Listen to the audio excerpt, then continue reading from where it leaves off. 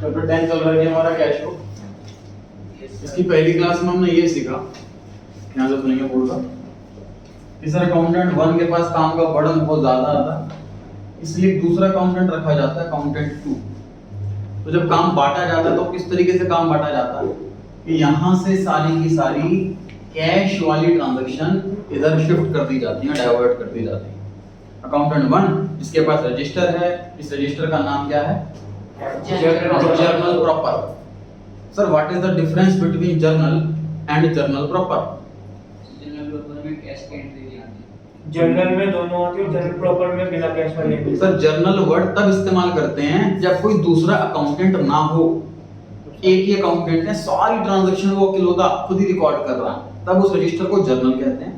और अगर कोई दूसरा अकाउंटेंट भी है कंपनी के अंदर तो उस जर्नल वाले के रजिस्टर का नाम जर्नल से बदलकर जर्नल प्रॉपर हो जाएगा।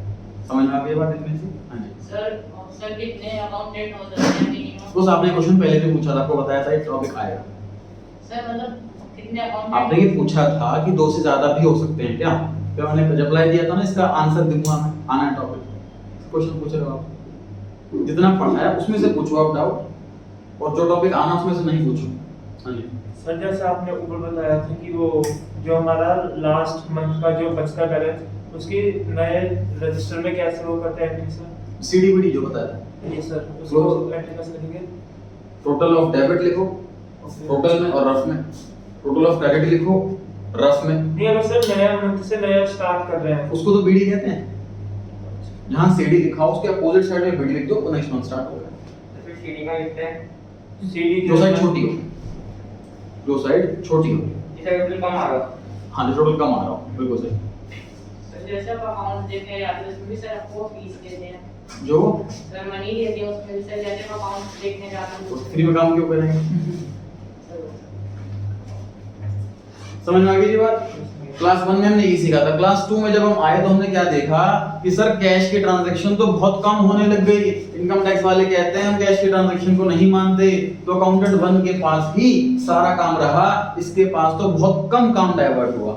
इसलिए हमने क्या करा, हमने इधर से बैंक की ट्रांजैक्शन भी डाइवर्ट करवा दी। अब अकाउंटेंट 2 के पास दो काम है, सारी कैश की ट्रांजैक्शन रिकॉर्ड करना और सारी बैंक की ट्रांजैक्शन रिकॉर्ड करना। क्लियर हो गई बात?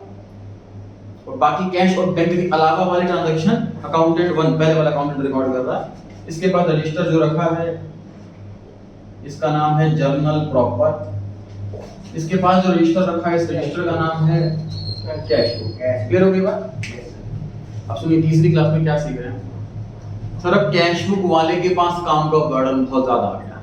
अब सिचुएशन ये हो गई, कैश बुक वाले को कहा गया तुम कैश रिकॉर्ड करोगे और बैंक रिकॉर्ड करोगे, वो सारी चीजें रिकॉर्ड कर तो रहा है, लेकिन ट्रांजैक्शन इतनी ज्यादा हो गई है कि वो अकेले सारा काम नहीं संभाल पा रहा। जो दिक्कत पहले वाले अकाउंटेंट को आ रही थी वही दिक्कत अकाउंटेंट 2 को आ रही है। तो अकाउंटेंट 2 जो कैशियर है वो जाता है जी बॉस के पास, किस तरह एक और अकाउंटेंट रखो, कैश और बैंक की इतनी ज्यादा ट्रांजैक्शंस हैं कि सारी ट्रांजैक्शन छूटने लग गई। और कैश और बैंक के ट्रांजैक्शन का काम ऐसा होता है जो गलती से भी छूट गया तो बड़ा लॉस हो जाएगा। तो सपोज हमने किसी को पैसे दिए और लिखना भूल गए, दोबारा दे दिए तो समझ में आ रही है बात? तो ऐसी गलतियां बहुत हो सकती हैं। तो कैश और बैंक में कभी कोई भूल नहीं होनी चाहिए, इसलिए हमेशा जो कैशियर होता है वो थोड़ा फ्री माइंड का रखना चाहिए। बॉस भी यही चाहता कि कैशियर के पास मतलब हड़बड़ ना हो काम की, उसने अगर गलती कर दी तो मुझे लॉस हो जाएगा। ठीक, तो अब अकाउंटेंट 3 रखा जा रहा है, ये कैशियर को हेल्प करने के लिए रखा जा रहा है। अगेन दिमाग लगाना पड़ेगा सर इसमें कि अब अकाउंटेंट 3 को कौन सा काम दें। अकाउंटेंट 3 को कौन सा काम दें? सर थोड़ा बजट भी हिल रहा है कंपनी का, सारे पैसा हम अकाउंटेंट में बांटते रहेंगे तो कंपनी में प्रॉफिट कहां होगा? तो अकाउंटेंट 3 जो हम रखना चाह रहे हैं वो जूनियर अकाउंटेंट रखना चाह रहे हैं, जो ज्यादा वेल एक्सपीरियंस ना हो, वेल वर्स्ड इन अकाउंट्स ना हो, क्वालिफाइड ज्यादा ना हो। एक ऐसा काम दे दें उसको जिसमें ज्यादा क्वालिफिकेशन की आवश्यकता नहीं। ऐसा अकाउंटेंट हमें ढूंढ करके उसको ऐसा काम देना। तो बहुत डिस्कस किया, सोचा गया, तो कैशियर से पूछा गया तुम बताओ तुम कौन सी ट्रांजैक्शन नहीं करना चाह रहे? उसने क्या कहा? उसने ये कहा सर ये जो छोटे मोटे खर्चे होते हैं, जैसे चाय का बिल आ गया 50 रुपए, एम्प्लॉय को हमने भेजा फोटोकॉपी करवा के लिया, 20 रुपए का बिल आया। स्टेशनरी का बिल आया जी 50 रुपए का, 200 रुपए का। हमारे कुरियर करवाया जी, 40 रुपए कुरियर में लग गए। सर ऐसे जो छोटे मोटे खर्चे होते हैं, मैं अक्सर इतनी बड़ी बड़ी ट्रांजैक्शन रिकॉर्ड कर रहा हूँ, 2-4 लाख रुपए आए, 5 लाख रुपए आए, ट्रांजैक्शन के लिए आती है 40 रुपए गए। तो सर ये मुझे बड़ा ऑकवर्ड सा लगता है कि ट्रांजैक्शन छोटी मोटी ये बहुत ज्यादा होती है, बार बार होती रहती है। अगर ये वाली ट्रांजैक्शन आप किसी और अकाउंटेंट को दे दो, बाकी सारी ट्रांजैक्शन मैं करूँ, क्योंकि बड़े अमाउंट ट्रांजैक्शन कम होती है, ट्रांजैक्शन छोटे मोटे अमाउंट की ज्यादा होती है। तो अकाउंटेंट 2 जो रखा गया, उसको कहा गया कि भाई सारे छोटे मोटे खर्चे तुम रिकॉर्ड करोगे और बाकी सारी कैश और बैंक के ट्रांजैक्शन ये वाला अकाउंटेंट रिकॉर्ड करेगा। अब सब छोटे मोटे की लिमिट क्या है? 100 रुपए या 500 रुपए या 1000 रुपए? देखो ये डिपेंड करता है कंपनी टू कंपनी। जिस कंपनी में अकाउंटेंट की जॉब कर रहे हैं हम, सर हो सकता है वहां पे 100 रुपए से नीचे वाले को छोटा खर्चा बोल रहे हैं, या फिर ऐसी कंपनी में जहां पे 1000 से नीचे वाले को छोटा खर्चा बोल रहे हैं। तो कंपनी टू कंपनी डिपेंड करता है, लॉ में कोई इसकी लिमिट स्पेसिफाई नहीं कर रखी। समझ में आ रही है बात? एग्जांपल मान लेते हैं हम आज की क्लास में कि सर 200 रुपए की लिमिट, मतलब 200 रुपए तक का कोई भी खर्चा आएगा तो तीसरे वाला अकाउंटेंट है ये रिकॉर्ड करेगा, और उसके ऊपर के जो भी खर्चे होंगे वो ये रिकॉर्ड करेगा। और पैसा आ रहा है तो पक्का यही रिकॉर्ड करेगा। सर 20-50 रुपए तो कभी आते ही नहीं है। भाई जब पैसा आता कहां से? जनरली 2 जगह से आता है। सामान बेचा, पैसा एंड टू एंड आ गया, या कस्टमर्स को उधार बेचा, 2 महीने बाद पैसा आ गया, है ना? तो इन जनरल छोटा मोटा अमाउंट तो आता नहीं, ठीक ठाक अमाउंट आता है। तो रिसीट, पैसा मिलना, वो तो हमेशा जो ये कैशियर है यही रिकॉर्ड करेगा। रिसीट, पैसा मिल रहा है और पैसा दे रहे हैं, अगर पैसा दे रहे हैं तो छोटा मोटा खर्चा है तो ये रिकॉर्ड करेगा, बाकी रिकॉर्ड। समझ में आ रही बात? अच्छा, अब सर ये भी कैश रिकॉर्ड कर रहा, ये भी कैश रिकॉर्ड कर रहा, तो दोनों का नाम ही कैशियर हो गया। तो बॉस को बुलाना हो, कैशियर को भेजो, तो कौन सा कैशियर जाएगा उसके कैबिन में? तो दोनों का नाम है तो कैशियर ही, लेकिन नाम अलग अलग करना पड़ेगा हमें। तो इसका हमने नाम रख दिया जी, 1 मिनट देखते हैं, ये भी कैशियर है, ये भी कैशियर है। इसका नाम हमने रख दिया हेड कैशियर, और इसका नाम हमने रखा है जी पेटी कैशियर। पेटी मींस खाना, छोटा, खाने वाली पेटी नहीं, पेटी मींस छोटा। तो छोटा कैशियर जो छोटी मोटी चीजें रिकॉर्ड कर रहा है उसे पेटी कैशियर बोल दिया। हेड कैशियर मतलब मेन कैशियर, बड़ा कैशियर। समझ में आ गई बात? तो अब हमारी कंपनी के अंदर 2 अकाउंटेंट है, सॉरी 3 अकाउंटेंट हैं। पहले वाला अकाउंटेंट जर्नल प्रॉपर वाला, जो कैश और बैंक के अलावा बाकी सारे ट्रांजैक्शन रिकॉर्ड करता है। दूसरा अकाउंटेंट हेड कैशियर, जो पैसा आ रहा है तो सारा वही रिकॉर्ड करेगा, पैसा जा रहा है 200 से ऊपर के अमाउंट का तो वो रिकॉर्ड करेगा। और तीसरा कैशियर जिसका नाम है पेटी कैशियर, वो सारे खर्चे रिकॉर्ड करेगा 200 रुपए तक। ये 200 रुपए हमने आज की क्लास में एग्जांपल लिया है। ये 100 भी हो सकता है प्रैक्टिकल लाइफ में, 500 भी हो सकता है, 1000 भी हो सकता है। या फिर अमाउंट ना स्पेसिफाई करके ना इसको खर्चा भी स्पेसिफाई कर सकते हैं। मतलब सर पेटी कैशियर को बोल दिया ये 7 टाइप के एक्सपेंस है, ये सातों तुम्हें रिकॉर्ड करने हैं। अब चाहे 5 रुपए के हो, चाहे 500 रुपए के हो, चाहे 5000 के हो। जैसे स्टेशनरी एक ऐसी आइटम है जो हो सकता है 20 रुपए का खर्चा हो। मान लीजिए फोटो स्टेट के पेपर खत्म हो गया, फटाफट फोटोकॉपी का पेपर लिया 20 रुपए के, और खर्चा बढ़ा के हो सकता है, इकट्ठे लिया है फोटो स्टेट के पेपर तो उससे 2000 का खर्चा आ जाए, है ना? इस टाइप का खर्चा है, जो छोटा भी हो सकता है, बड़ा भी हो सकता है। तो हो सकता है अमाउंट स्पेसिफाई ना करके इस अकाउंटेंट को इस ट्रांजैक्शन का नेचर स्पेसिफाई कर दें। ये 7 या ये 5 या ये 3 टाइप के खर्चे हैं वो तुम्हें रिकॉर्ड करने हैं, बाकी सारे खर्चे ये हेड कैशियर रिकॉर्ड करेगा। समझ में आ गई बात? तो आज की क्लास में हम पेटी कैशियर हैं। आज की क्लास में जो हम पेटी कैशियर हैं, हमें सारे खर्चे रिकॉर्ड करने हैं, जितने भी छोटे मोटे खर्चे। एक डाउट आया था सर स्टूडेंट का, सुनना ध्यान से। डाउट ये आया था सर कि एक बात बताइए सर कि पूरे महीने में कितने खर्चे रिकॉर्ड करेगा? तो मैंने कहा लगभग 3-4 हज़ार रुपए। तो छोटा मोटा खर्चा 20-50 रुपए का। और फिर दूसरे स्टूडेंट ने क्वेश्चन क्या पूछा स्टूडेंट ने कि सर आप बता रहे हो कि खर्चा रिकॉर्ड करेगा 3-4 हज़ार, इसकी सैलरी कितनी होगी सर? मैं कम से कम 15-20 हज़ार सैलरी तो होगी। अब स्टूडेंट कहता सर ये क्या बात है, 4000 के खर्चे की रिकॉर्डिंग के लिए अब 15,000 का नया खर्चा पाल रहे हो, ये कहाँ की समझदारी हुई? डाउट समझ पा रहे हैं स्टूडेंट का? तो बहुत अच्छी चीज है, एक ऐसा इनिशिएटिव लिया स्टूडेंट ने, क्योंकि एज अ बिजनेसमैन ये माइंड लगाना चाहिए कि मैं अगर कोई नया खर्चा पा रहा हूँ तो उससे मुझे कोई सिंपल सी बात है, बिजनेसमैन कौन है? अगर वो 10 रुपए दे रहा है तो रिटर्न में 12 आने चाहिए, तभी वो 10 रुपए देगा। तो इसका आंसर क्या है? इसका आंसर ये है कि दोस्त ये चीज फैक्ट है, इसमें लॉस हो रहा है फाइनेंशियली, लेकिन कुछ लॉसेज ना बिजनेस में मजबूरी है, करने पड़ते हैं। ये खर्चे की रिकॉर्डिंग ना करें ये पॉसिबल नहीं है। बहुत सैलरी ऐसी जाती है उससे कोई बेनिफिट नहीं मिलता। एटीएम की मशीन पर सिक्योरिटी गार्ड रखा हुआ है, या हमारे रेस्टोरेंट में कोई सिक्योरिटी गार्ड है, रिसेप्शनिस्ट है, उस मतलब बहुत सारी वेटर होते हैं, 3 की जगह हमने 5 रखे हुए हैं कि कभी ऐसा ना हो भीड़ हो जाए। एक बार कैसा होता है, एक दो वेटर तो खाली रहते हैं क्योंकि इतनी ज़्यादा भीड़ जनरली होती नहीं है, बहुत रेयर होती है, लेकिन तभी सैलरी पूरे साल देती है जाती है, उनकी लॉस होता है। तो ऐसा बिजनेस में बहुत बार करना पड़ता है कि नहीं बेनिफिट आ रहा तब भी पेमेंट करनी पड़ रही है। बिजनेस का नेचर ऐसा।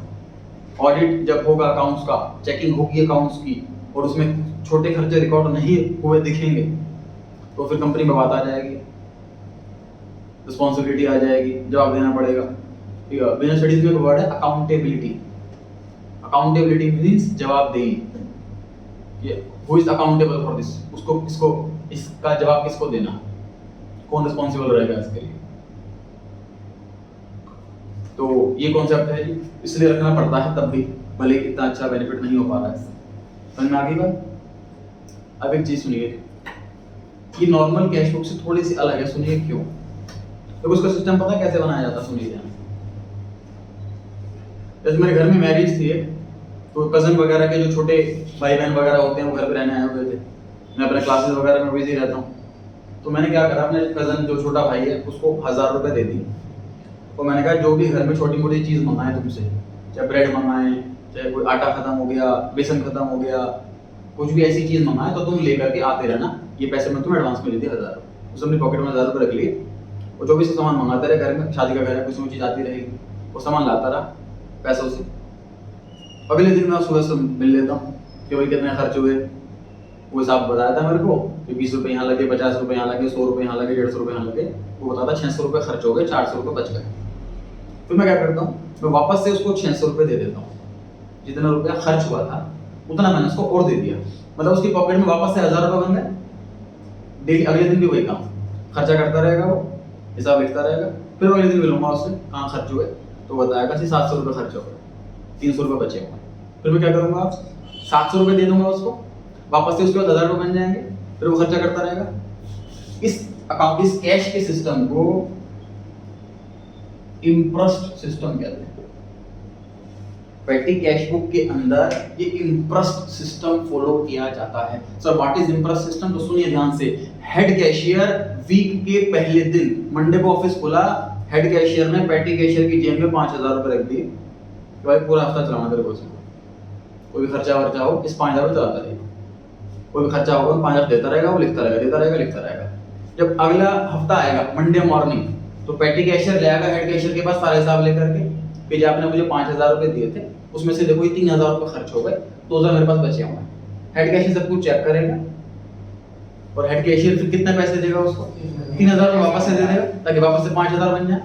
फिर पेटी कैशियर फिर अपना पूरा हफ्ता चलाएगा, फिर नेक्स्ट वीक फिर ऐसे ही होगा। जनरली वीकली होता है जनरली, हालांकि इसको डेली भी बनाया जा सकता है, इसको मंथली कर सकता है। हेड कैशियर ने महीने के इकट्ठे दे दिए पैसे उसको 20000 रुपये, ऐसा भी हो सकता है। अमाउंट 5000 दे या 10000 दे या 3000 दे, कंपनी टू कंपनी डिपेंड करता। डेली दे कि वीकली दे, कंपनी टू कंपनी डिपेंड करता। सर मान लीजिए मंडे को उसने 5000 रुपये दे दिए और बाई चांस वेडनेसडे को ही पैसे खत्म हो गए, तो वेडनेसडे को ही चला जाएगा हेड कैशियर के पास कि सर पैसे खत्म हो गए, ये हिसाब है, तो वेडनेसडे को ही हेड कैशियर दे देगा उसको पैसे। समझ में आ रही है बात? ठीक है, इसको कहते हैं impressed system. Doubts are welcome. अब सर जैसे सर वो अपने पास से लगा देता है, तो वो अपने पास से क्यों देगा कोई? सर एक बार सर अगर जेएमटी से पेमेंट देनी पड़ जाए, ठीक है, तो सर वो भी सर वही देगा हेड कैशियर। हाँ, हेड कैशियर कंपनी से लेके देगा और पेटी कैशियर को दे देगा। सर जैसे हमको पता लगा कि 800 रुपये की स्टेशनरी का सामान लिया है, लेकिन हमें लिमिट बता रही, तो सर पेटी कैशियर रिकॉर्ड करेगा या हेड कैशियर? पूरा बताओ सर। अच्छा क्वेश्चन में कह रहे हो आप, हाँ जी। मतलब एग्जाम में क्वेश्चन आया हुआ है सर, उसमें लिखा हुआ है स्टेशनरी खरीदी 800 रुपए की। अब क्वेश्चन में हमें तो बताएगा नहीं कि लिमिट कितनी है, तो हम रिकॉर्ड करें या ना करें। तो देखिए जी, अगर हमारे एग्जाम में क्वेश्चन आता है कि पेटी कैश बुक बनाओ और सारी पेमेंट्स दे रखी हैं, वी हैव टू प्रिज्यूम कि सारी पेमेंट हमें ही रिकॉर्ड करनी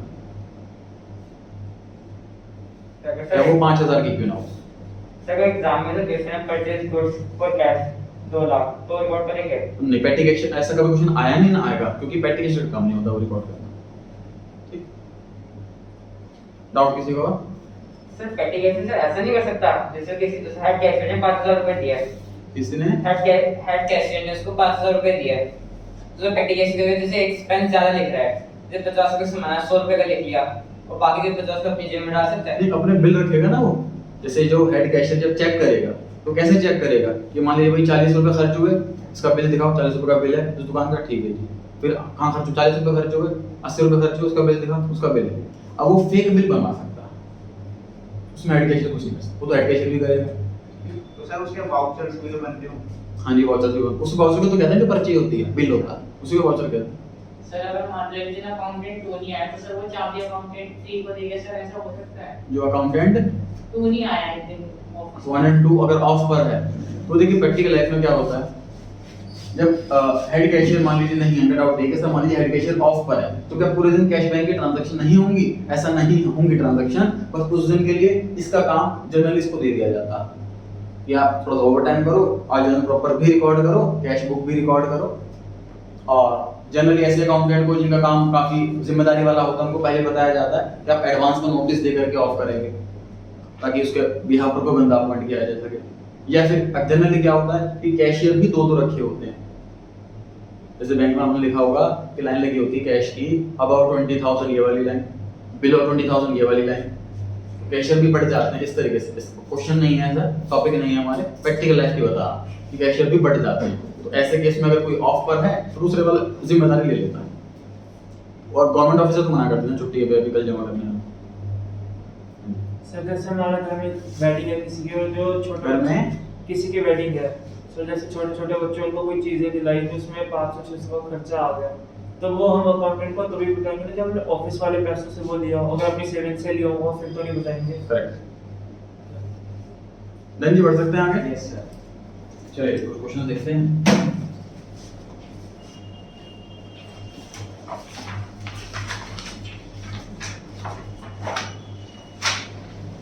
हम पेज आ गए 56 पेज पर।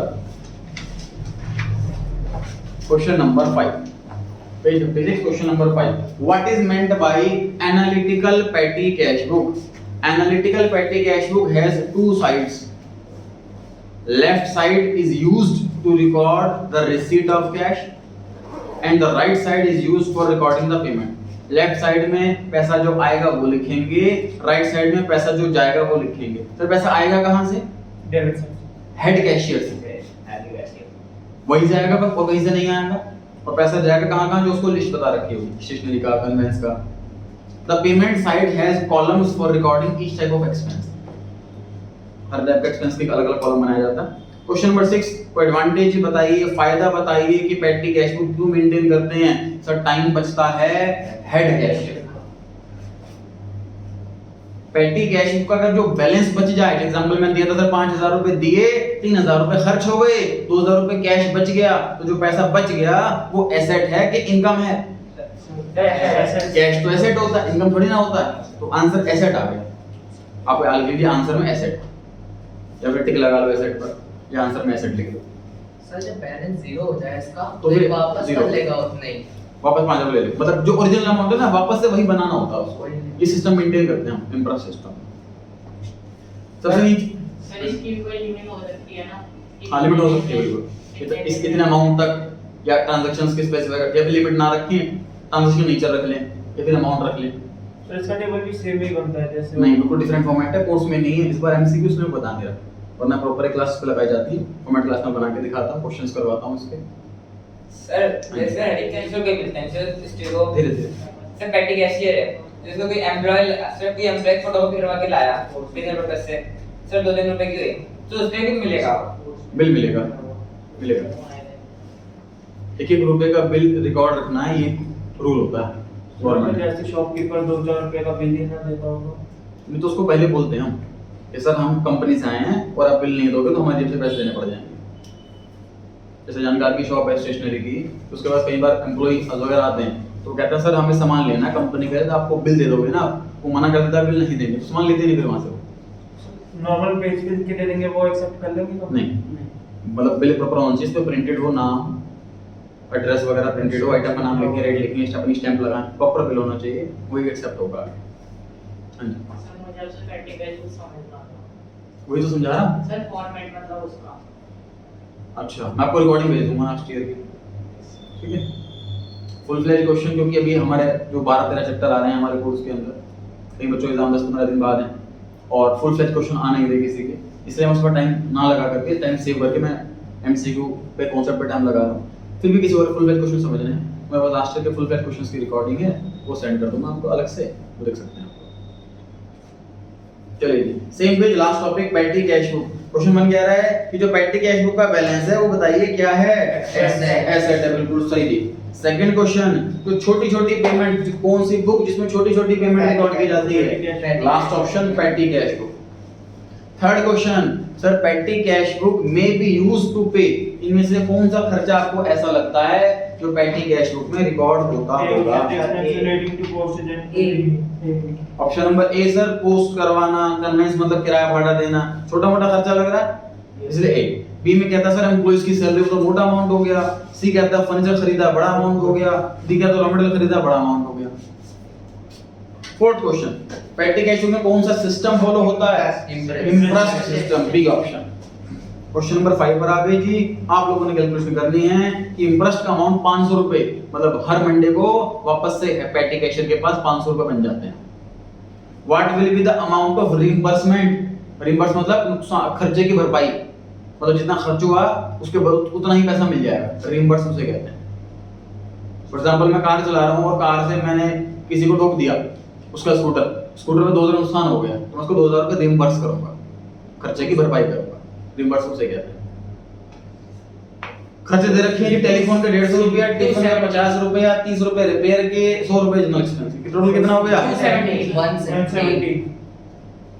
170। नहीं 270 खर्च टोटल करो ना खर्चों का, 330 दिख रहा है। 170 सर इसमें वो अमाउंट होता है जो उसे सर देना है। 500 रुपए इंप्रेस्ट सिस्टम है, 330 एक्सपेंसिव है, उसके पास बैलेंस बचा 170 है। क्वेश्चन में पूछा क्या है? बैलेंस कैश बचा, ये नहीं पूछा उसे रिइंबर्स कितना किया जाएगा। तो सुनिए ना, मैं पेटी कैशियर हूँ, मुझे मंडे को 500 रुपए मिले थे, पूरे हफ्ते में 330 रुपए खर्च हुए। अब मैं उसको दिखाऊंगा हेड कैशियर को, देखो 330 खर्च हो गए, तो मुझे वो कितने पैसे देगा? 330 ही तो देगा एक्सपेंस के इक्वल, 330 आंसर है। बैलेंस कैश नहीं पूछा, रिइंबर्समेंट वाला अमाउंट पूछा है, ये चीज पे आपको ध्यान देना। 6 क्वेश्चन पर आ गए जी, पोस्टेज स्टैंप परचेज करिए 30 रुपए की, कहां रिकॉर्ड करें इसको? कितना खर्चा है? पेटी कैश बुक। अब क्वेश्चन मिक्स आ रहे हैं जी, पढ़ते हैं। ट्रांजैक्शन जो कि पोस्ट होगी लेजर में from 2 column of cash book is? Sir B.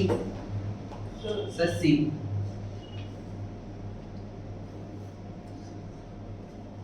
सही है। तो क्वेश्चन क्या कह रहा है? तो लास्ट क्लास में हमने काउंटर एंट्री सीखी थी, उसमें सीखा क्या था कि सर मान लीजिए बैंक से पैसा निकाला है हमने, तो कैश बढ़ा और बैंक कम हुआ, ये दोनों साइडें कैश बुक में रिकॉर्ड की जाएंगी। कैश बुक में डेबिट साइड में, कैश बुक क्रेडिट साइड में। तो कैश बुक से जो हम लेजर में लिखते हैं वो वाला काम होगा ही नहीं। लेजर में जो होते हैं बहुत सारी बुक्स रखी हुई हैं, राम शाम से 50 सारी बुक्स रखी हुई हैं, कैश बुक से लेजर में लिखेंगे ही नहीं हम कॉन्ट्रा वाले की एंट्री। ऐसा ही होता है। अब क्वेश्चन कह रहा है इन ट्रांजैक्शन में से ऐसी कौन सी ट्रांजैक्शन है जिसमें कैश बुक से लेजर में लिखेंगे? तो जो ऑप्शन नंबर सी है उसमें बैंक से पैसा निकाला है पर्सनल यूज के लिए, तो वो काउंटर एंट्री थोड़ी है। ये कैश बुक में किस साइड लिखोगे आप बताना? ये कैश बुक में किस साइड लिखोगे? क्रेडिट साइड में लिखेंगे, बैंक कॉलम में। पर्टिकुलर्स के कॉलम में क्या आएगा?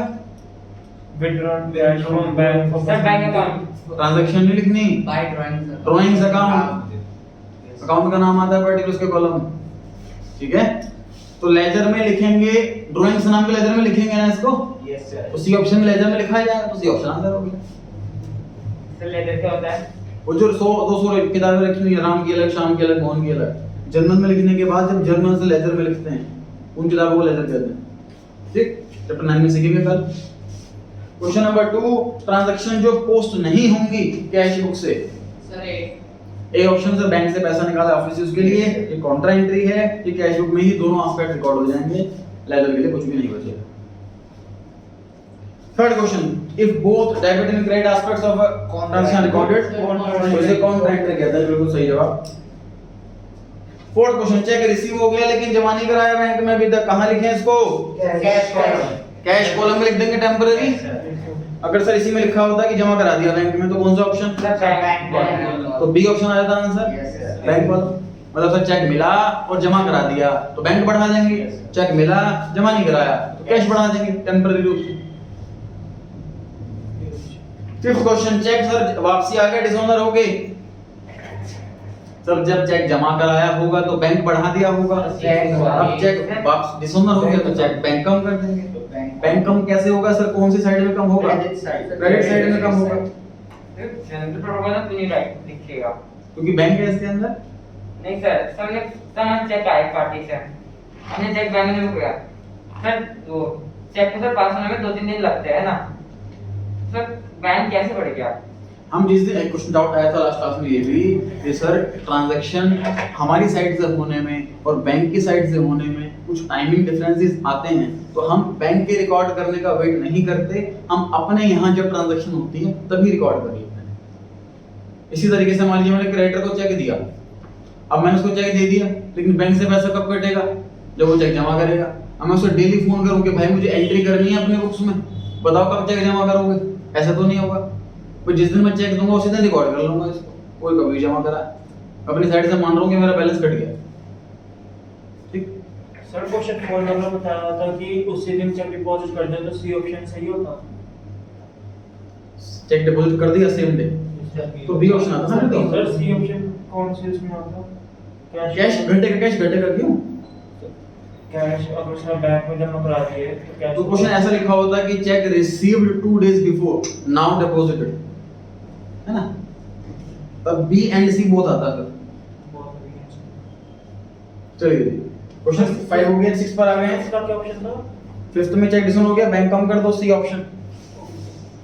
6 क्वेश्चन, पेटी कैश बुक क्या रिकॉर्ड करता है? तो स्मॉल अमाउंट, सी या ए या बी या D? Sir A option payment record करता है, छोटे छोटे रिसीट रिकॉर्ड नहीं करता, रिसीट हेड कैशियर रिकॉर्ड करता है। तो स्मॉल अमाउंट से स्मॉल अमाउंट की भी रिसीट हेड कैशियर रिकॉर्ड करता है, पेटी कैशियर को सिर्फ खर्चे के लिए रखा हुआ, रिसीट के लिए नहीं रखा हुआ। सर हेड कैश तो सर बड़े-बड़े अमाउंट की रिकॉर्ड करता है ना। मैंने कहा था कि रिसीट साइड सारी मैंने डिस्कस भी किया था इसको, हेड कैश पैसा आए तो सिर्फ हेड कैशियर रिकॉर्ड करेगा, चाहे छोटा हो चाहे बड़ा हो, पैसा जाए तो देखेंगे छोटा अमाउंट है तो पेटी कैशियर, बड़ा अमाउंट है तो हेड कैशियर, क्योंकि इन जनरल छोटा कैश आता नहीं इन जनरल। चलिए 7 क्वेश्चन पर आ गए, payment made through petty cash book are not posted into ledger, are posted into ledger, both none. तो Sir, B. B option sir, like जैसे मान लो कन्वेंस का खर्चा दिया तो कन्वेंस के लेजर में लिखा जाएगा, उसको खर्चा दिया स्टेशनरी का तो स्टेशनरी में लिखा जाएगा, तो पोस्टिंग होगी लेजर में। 8th question, petty cash receipts are record. Sir C, sir record ही नहीं करता। Sir C, sir C, sir record ही करता। पेटी कैश रिसीट्स मतलब पेटी कैश वाले को पैसा मिल रहा है रिकॉर्ड ही नहीं करता। तो हेड कैशियर से मिल रहा होगा, तो ये पेटी कैश बुक में भी रिकॉर्ड किया जाएगा रिसीट साइड में, और कैश बुक में भी रिकॉर्ड किया जाएगा पेमेंट साइड में, तो ए एंड सी आना चाहिए इसमें। पेटी कैश रिसीट मतलब पेटी कैश बुक यहाँ जो पैसा मिल रहा है उसको, ठीक है जी। अच्छा दूसरा एक देखो, दूसरा पॉइंट है सुनो कि सर जो पेटी कैश मतलब यहाँ पे एक क्वेश्चन सेंस ये बनता है कि सर जो छोटे मोटे कैश आ रहे हैं, जैसे मान लीजिए कहीं से हमने गुड्स बेचे 50 रुपए के 50 रुपए आ गए, 100 रुपए गुड्स बेचे 100 रुपए आ गए, ऐसे छोटी मोटी पेमेंट आ रही है तो वो कहाँ रिकॉर्ड होंगी? वो तो हमेशा कैश बुक में ही रिकॉर्ड होंगी, पक्की बात है। तो उस पॉइंट ऑफ व्यू से सी आंसर हो गया, समझ पा रहे हो? मतलब दो व्यू बन रहे हैं कि पहला व्यू सर पेटी कैश रिसीट मतलब पेटी कैश वाले को जो पैसा मिलता है जो हेड कैशियर देता है उसको, दोनों जगह आएगा वो, तो कैश बुक वाला देगा तो वहां लिखिएगा, पेटी कैश बुक वाला लेगा तो वहां भी लिखिएगा, दोनों आंसर। लेकिन ऐसा ऑप्शन है नहीं। दूसरा व्यू क्या बनता है कि छोटे मोटे जो पैसे मिल रहे हैं कंपनी के अंदर तो वो कैश बुक में रिकॉर्ड किया जाएगा, C option. Petty cash book will have credit balance, debit और नील क्रेडिट और नील, सी सी ऑप्शन सर। ये तो डेबिट बैलेंस होगा, मतलब कैश बचेगा, या निल बैलेंस कैश खत्म हो जाएगा, कैश नेगेटिव नहीं हो सकता। ठीक है। 10th question, if Adu has sold goods to gate for cash, तो एंट्री कहां रिकॉर्ड की जाएगी? कैश बुक में कैश बुक में। पैसा आ रहा है ना इसका? बस दे इतना नहीं है। रखा था, इसमें दे नहीं रखा था हम किसके अकाउंट में। सर अगर यहाँ एडी सोल्ड गुड्स किसी के मन तभी कैश में आंसर आएगा। सर अगर यहाँ तो भी पैसा दे रहा है, पैसा ले रहा है। हां जी, अगर यहाँ अकाउंट लिखा होता तो सेल्स अकाउंट होता ना, क्या लिखा होता? अकाउंट लिखा होता है एंट्री की जगह। And the amount will be recorded इन, तो भी कैश बुक किया था। सर अगर अकाउंट लिखा होता कि कौन से अकाउंट में हम इसे पोस्ट करेंगे, तो चैप्टर 9 में पढ़ेंगे ना दोस्तों, तो उसमें थोड़ी है चैप्टर के अंदर। सर जैसे एक दूसरा A1 से दोनों अकाउंट में 50 है, सिर्फ पेटी कैश रहा है, तो जो दोनों काम वो पेटी कैश को मिल जाएगा। तो उसको आता होगा तो देंगे, उसको नहीं आता होगा तो वो काम होगा नहीं उस दिन से रिकॉर्डिंग का। 11th क्वेश्चन पर आ गए जी हम। Edu has purchased goods from gate for cash, कहां रिकॉर्ड करें? कैश बुक में, सर क्योंकि पैसा आ रहा है, सॉरी जा रहा है। 12th क्वेश्चन, गुड्स बेचे हैं कैश में, कहां रिकॉर्ड करें? Cash book. 13th question, the cash book records, option A कहता है सारी पेमेंट आई और रिसीट, बी कहता है उधार, सी कहता है दोनों। Sir A option. 14th question, एडी ने गुड्स खरीदे हैं गेट से 10,000 रुपए के, उस पे जीएसटी भी है। जीएसटी वाला जीएसटी के चैप्टर के अंदर करेंगे, चैप्टर 12 में कर लेंगे, जिसको इसको स्किप कर देते हैं अभी, चैप्टर 12 लिख लीजिए इसको।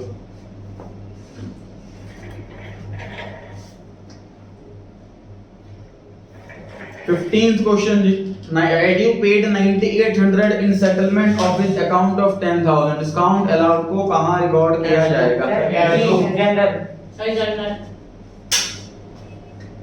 ध्यान से देखिए, कैश मिला 9,800 रुपए, डिस्काउंट दिया 200 रुपए और टू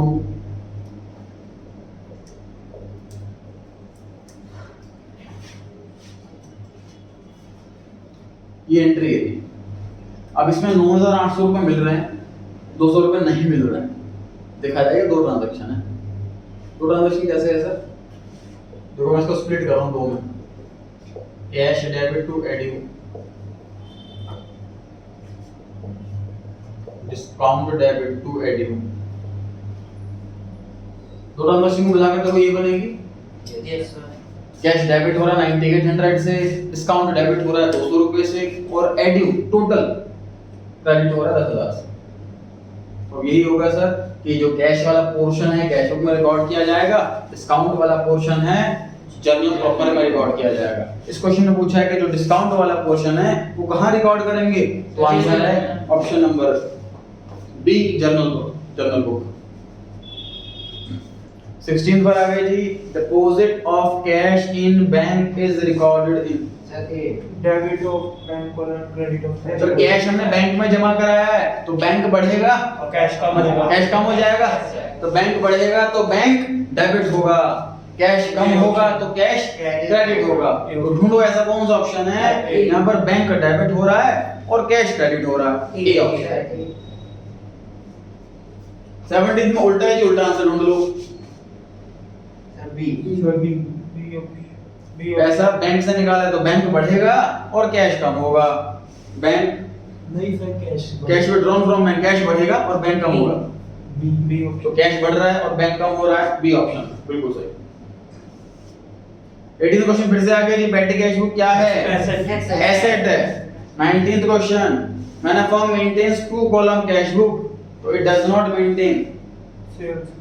लास्ट वाला ऑप्शन, बैंक और कैश का लेजर नहीं बनता, क्योंकि कैश बुक के अंदर बैंक भी आ गया, कैश बुक के अंदर कैश भी आ गया, तो अलग से उसका रजिस्टर नहीं बनेगा।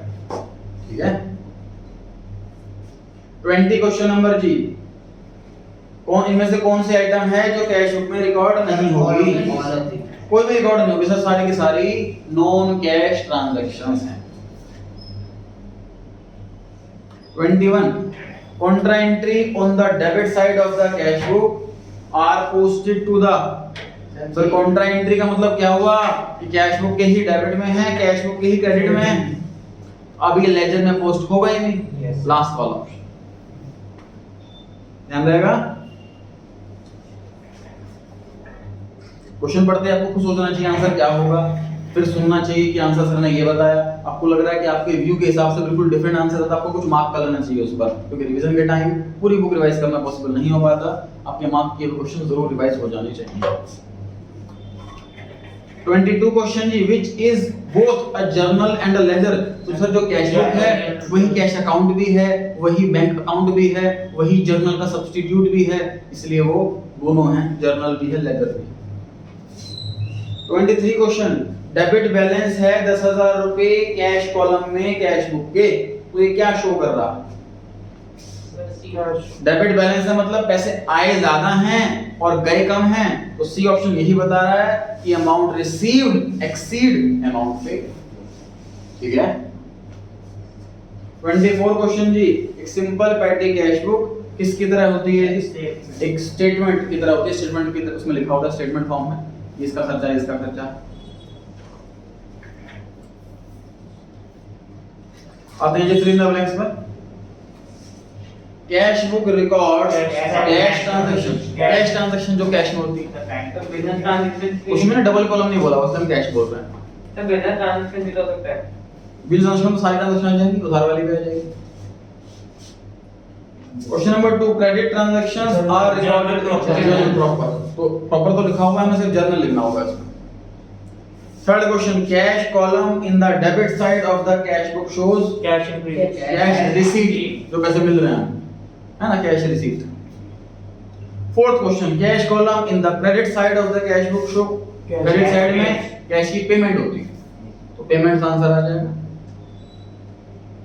Fifth question, balance of cash book means, जो कैश बुक का बैलेंस है वो एसेट, एसेट बोल सकते हैं उसको।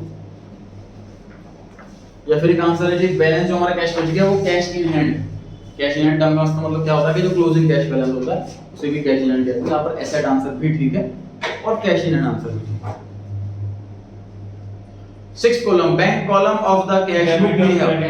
तो सर बैंक कॉलम में क्या होता है कि ओवरड्राफ्ट भी हो सकता है और पॉजिटिव बैलेंस भी हो सकता है, तो डेबिट और क्रेडिट बोथ। इससे तो पता कैसे चलेगा कि ओवरड्राफ्ट है या नहीं? जो साइड छोटी हो मान लो तो सीडीपीडी। सबसे अच्छा तरीका ये है कि आपको पता लगाने की जरूरत ही नहीं है कि ओवरड्राफ्ट है कि नहीं है। आपको करना यही है, टोटल करो डेबिट साइड का, टोटल करो क्रेडिट साइड का और रफ में लिखो। बैलेंस सीडी उस तरफ लिखना जो साइड छोटी हो, चाहे डेबिट है। आपको तो ओवरड्राफ्ट वर्ड कहीं लिखना ही नहीं है पूरे चैप्टर में। Seventh question, bank overdraft cash book में अगर आ रहा है तो क्या मतलब है इसका? क्रेडिट बैलेंस है। एट्थ क्वेश्चन, बैंक बैलेंस है कैश बुक में तो क्या मतलब है इसका? डेबिट बैलेंस है। Cash account is an dash account, asset account होता है, कैश एसेट होती है, पांचों में से। बैंक अकाउंट में भी डैश अकाउंट और डैश अकाउंट, एसेट और लायबिलिटी कुछ भी हो सकता है। अगर पैसा जमा है तो एसेट, पैसा निकाला हुआ है तो लायबिलिटी है। तो बैंक एसेट भी हो सकता है, बैंक लायबिलिटी भी हो सकता है। पैसे निकालने की लायबिलिटी बैंक है। ज्यादा पैसे निकाल लीजिए जितना है उससे, ओवरड्राफ्ट हो गया मतलब। पढ़ सकते हैं जी आगे, ट्रू फॉल्स पर आ गए जी। Cash book is both subsidiary book and principal book. Subsidiary book का मतलब, सब्सिडियरी वर्ड का मीनिंग लिख लीजिए हेल्पिंग। सब्सिडियरी वर्ड को अंडरलाइन करके वहां पे लिख लीजिए हेल्पिंग, जो हेल्प कर रही है। किसकी हेल्प कर रही है सर? ये जर्नल वाले की हेल्प कर रही है, उसके काम आसान हो, उस काम के लिए बनी है। तो एक सब्सिडियरी बुक है जो कि हेल्पिंग बुक है। और प्रिंसिपल बुक, प्रिंसिपल बुक को बोलते हैं, इसको अंडरलाइन करके लिख लीजिए लेजर। प्रिंसिपल को अंडरलाइन करके लिख लीजिए वहां पर laser.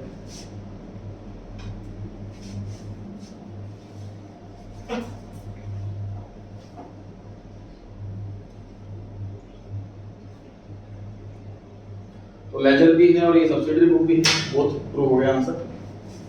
Second question, cash column of cash book can not have a debit balance. False है सर, क्या होना चाहिए था? Debit balance. कैन नॉट नहीं, कैश कॉलम है ये, can not have a credit balance. Credit balance नहीं हो सकता, ऐसा लिखा होता तो ट्रू होता, अब फॉल्स हो गया क्योंकि कैश कभी नेगेटिव नहीं हो सकता। अगर सेकंड क्वेश्चन में कैश की जगह बैंक लिखा होता तो ट्रू ट्रू भी फॉल्स होता। क्या बैंक का डेबिट बैलेंस नहीं हो सकता क्या? बैंक का तो कोई सा भी हो सकता है। क्वेश्चन 2 क्या कह रहा है समझने की कोशिश करो। क्वेश्चन 2 ये कह रहा है कि इस अकाउंट का कभी भी डेबिट बैलेंस नहीं होगा, कभी भी डेबिट साइड बड़ी नहीं होगी। ऐसा तो फॉल्स है ना, कैश के लिए भी बैंक के लिए। थर्ड क्वेश्चन, पेमेंट्स को डेबिट साइड में लिखते हैं कैश बुक में, फॉल्स है सर। रिसीट लिखते हैं ना डेबिट साइड में, तो पेमेंट लिखते हैं क्रेडिट साइड में। फोर्थ क्वेश्चन कह रहा है कि रिसीट को क्रेडिट साइड में लिखते हैं, सर false। फॉल्स उल्टा लिखा हुआ है। रिसीट को तो हम डेबिट साइड में लिखते हैं। फिफ्थ क्वेश्चन, कॉन्ट्रा एंट्री को लेजर में पोस्ट नहीं करते। सही है, बिल्कुल ट्रू है ये बात, क्योंकि उसी कैश बुक के अंदर वो दोनों साइड आ गया। कैश बुक के अंदर वो डेबिट साइड भी आ गया, कैश बुक के अंदर वो क्रेडिट साइड, दोनों जगह आ गया, इसलिए पोस्ट नहीं करते। सिक्स्थ क्वेश्चन, बैंक ओवरड्राफ्ट वाले केस में बैंक कॉलम जो होता है कैश बुक में, उसका क्रेडिट बैलेंस नहीं होता। सॉरी, विल शो होगा। सो इसे लिखिए बात, बैंक ओवरड्राफ्ट अगर होता है तो बैंक कॉलम में क्रेडिट बैलेंस आएगा। Yes sir. मतलब क्रेडिट बैलेंस का मतलब क्रेडिट साइड बड़ी है, डेबिट साइड छोटी है, मतलब पेमेंट ज्यादा है और रिसीट कम है। ओवरड्राफ्ट में ऐसे तो होता है। Next 7th question, check receive हुआ है लेकिन जमा नहीं कराया बैंक में उसी दिन। चेक रिसीव हो गया लेकिन सेम डे जमा नहीं कराया, तो इसको हम डेबिट करेंगे चेक इन हैंड अकाउंट में।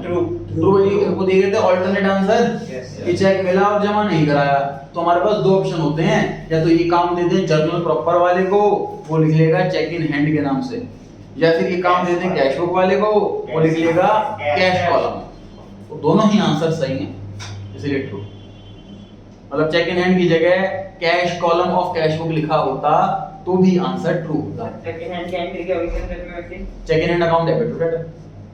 सर चेक ऐसा भी हो सकता है कि हम जिस दिन जमा कराए उसी दिन उसकी एंट्री कर दें, जिस दिन जमा करना है, उसी दिन उसकी एंट्री कर दें। नहीं ऐसा हो सकता है कि ऐसा होता है, हमेशा हुआ है ऐसा। सर मतलब हम रखे ना हम रखते हैं तो सर हम ये नहीं लिखते चेक इन हैंड, ऐसा भी हो सकता है। हाँ मतलब ये कह रहे हो कि सर मैंने चेक लिया और बैंक में जमा कर दिया, तो चेक इन हैंड इस्तेमाल ही नहीं करूंगा। बिल्कुल सही, नहीं करेंगे इस्तेमाल check in hand. 8th question पर आ गए जी हम। Bank column in the cash book में शो क्रेडिट बैलेंस। सही है जी, में वर्ड लिखा हुआ है, हमेशा नहीं लिखा हुआ, तो क्रेडिट बैलेंस भी हो सकता है, डेबिट बैलेंस भी हो सकता है, कुछ भी हो सकता है, दोनों के लिए ट्रू होगा। दोनों के लिए ट्रू होगा। ऑलवेज वर्ड लिख दिया जाए तो फॉल्स हो जाएगा, ऑलवेज डेबिट तो भी फॉल्स, ऑलवेज क्रेडिट तो भी फॉल्स। और सर वो बैंक का कैश होता और कैश कॉलम में होता, ऑलवेज लिखा होता, तो डेबिट वाला ट्रू, क्रेडिट वाला फॉल्स। और मैं लिखा होता तो दोनों ट्रू, नहीं, दोनों फॉल्स होता। क्रेडिट वाला फॉल्स है हमेशा। 9th क्वेश्चन पर आ गए जी। दो कॉलम की कैश बुक बना रहे हैं हम, तो कैश और बैंक दोनों कॉलम को बैलेंस किया जाता है, दोनों का ही बैलेंस शीट निकाला जाता है। ट्रू है जी ये बात। 10th क्वेश्चन, बैंक से पैसा निकाल लिया पर्सनल यूज के लिए, तो कॉन्ट्रा एंट्री होती है। कॉन्ट्रा एंट्री एग्जांपल दीजिए। Withdrawal cash cash withdrawn from bank for office for office use. दूसरा cash deposited into bank, office से पैसा उठाकर बैंक में रखा, एग्जांपल 1। एग्जांपल 2, बैंक से पैसा उठाकर ऑफिस में रखा। दो ही एग्जांपल हैं कॉन्ट्रा एंट्री के।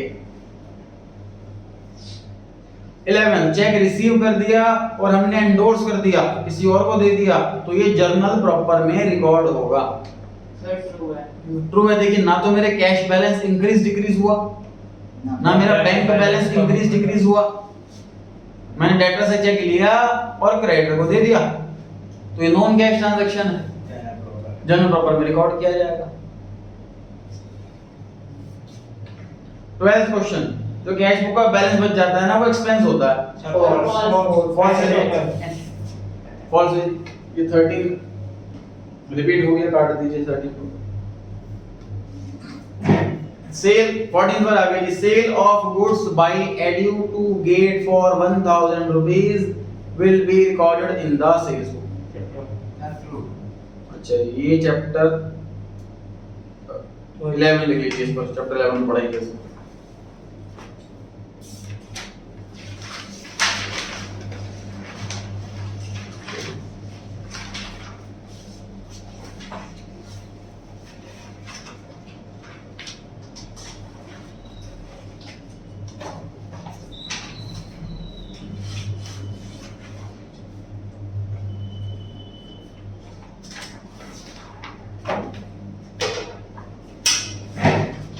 चैप्टर नया स्टार्ट करते हैं जी।